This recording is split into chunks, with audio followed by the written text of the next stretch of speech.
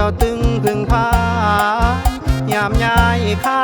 ยดังคงเฮินลีลาท่าทางคือสาวแฟชั่นเขาเดินนุ่งสั้นเหลือเกินฝรั่งจนมื่นตาแนมพักเจ้าแล้วสามวัยสนใจเจ้าแล้วละน้อง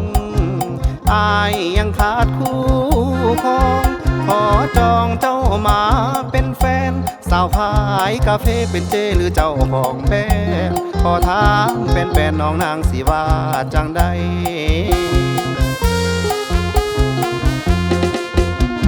เมื่อน้องเดินเข้ามาหัวอกกุลาอายแทบสะบันได้ยินเสียงแจ่มจันถามว่าเอากาแฟบ่อาย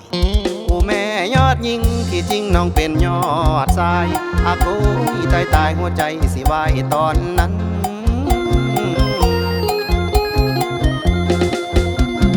ยอมรับว่างามลายเสียได้อายบ่มักของปลอมต่อให้เหมือนจังใดก็ยอมตรอมใจเจ้าบ่แม่นนาลีขอโทษแก้วตาอย่าว่าจังสันจังสีขอโท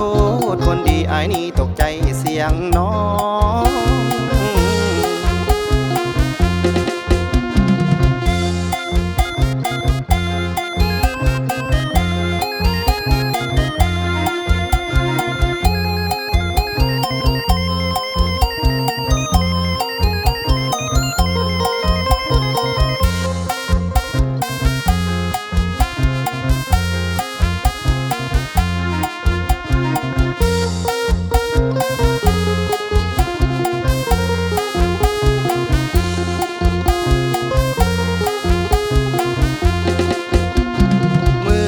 น้องเดินเข้ามาหัวอกกุลาอายแทบสะบันได้ยินเสียงแจ่มจันถามว่าเอากาแฟบ่อายผู้แม่ยอดยิ่งที่จริงน้องเป็นยอดชายอาโก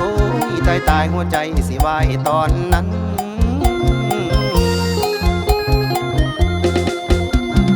ยอมรับว่างามลายเสียได้อายบ่มักของปลอมต่อให้เหมือนจังใดก็ยอมตรอมใจเจ้าบ่แม่นนาลีขอโทษแก้วตาอย่าว่าจังสันจังสีขอโท